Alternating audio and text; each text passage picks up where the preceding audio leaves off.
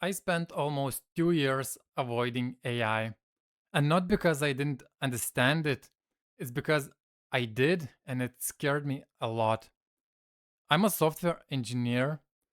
I always loved coding. I believe it fit my logical nature of thinking very well. And I believed it was something I would be doing for the rest of my life. When ChatGPT first came out, I wasn't really afraid.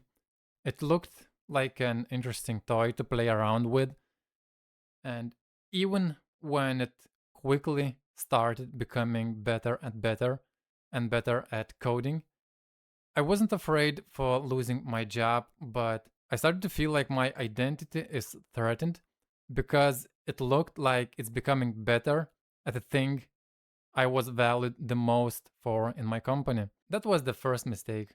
Then I made a move that seemed strategic at the time, but now I realize it was just a fear, just a strategy.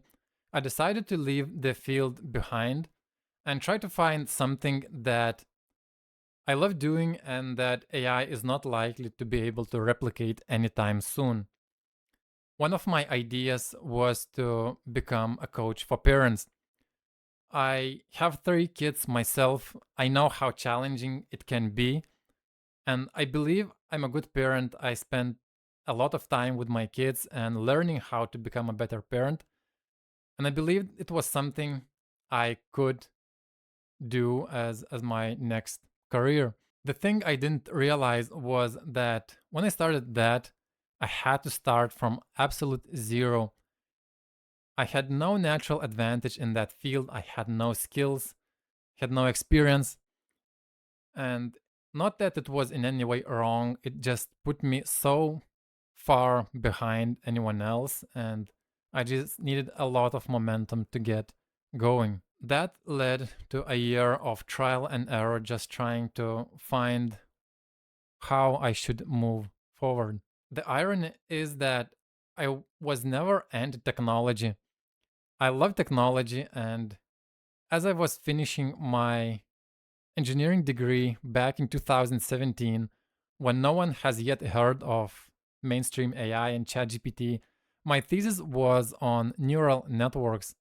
I loved the technology. I believed it will play a very significant role in the future, but when it beat me at my own game, it felt different. I never regret leaving my old job behind. It was one of the best decisions I have made in my life. As difficult as it was, I had a lot of doubt and I struggled financially. I have never felt more fulfilled and challenged in my life, so that has been amazing. But as I was trying to make it as a coach, I accidentally saw a piece of content from Alex Hormozi, who was doing a piece about AI and his opinion of the future and significance of AI. And one sentence flipped everything for me. He told how better technology or people using better technology always outcompeted the ones who didn't. It always happened that way. The history repeats itself over and over again. And AI is no different. In fact, it's more true in this case than it has ever been before. The first thing I did wasn't going back to my old job or finding a similar one. At first, I checked how I can start using AI in my new business. And that's when I realized that coding was actually never my strongest skill. What I loved doing the most and the thing I was best at was solving problems, integrating different systems, finding why things why different modules don't work together, finding and fixing those issues. I was always good at building prototypes and just making different systems work together when they are not designed that way. That was my that was the thing I enjoyed the most, and code was always just a glue. And when I realized that AI can be used as that glue when it can do the implementation and save me 90% of the time I used for solving a problem, it was a huge unlock for me. And that's when I started automating my own workflows as much as I can. As I was creating some content while trying to be a coach, I I was really bad at it and I still am, but I tried to use some help from AI, just chatting with it, getting some advice and having it to review the thing I recorded.